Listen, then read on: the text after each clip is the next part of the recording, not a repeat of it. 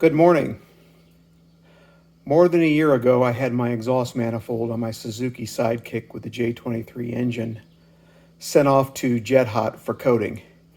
It's been more than a year, so let's go ahead and get the exhaust manifold cover off and take a look and see how it's holding up.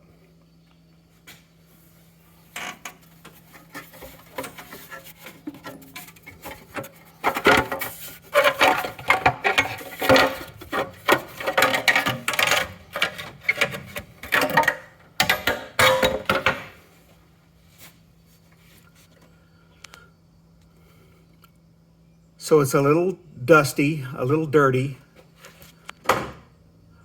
but for a year it's been running without issue. Looks like there's not been any heat marks or anything other than slight discoloration, but it's been holding up fine so far.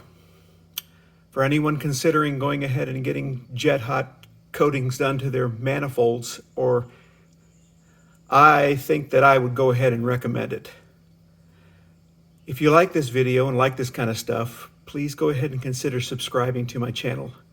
I will consider doing more updates on my Suzuki and other changes that I've made as time permits. Thanks for watching.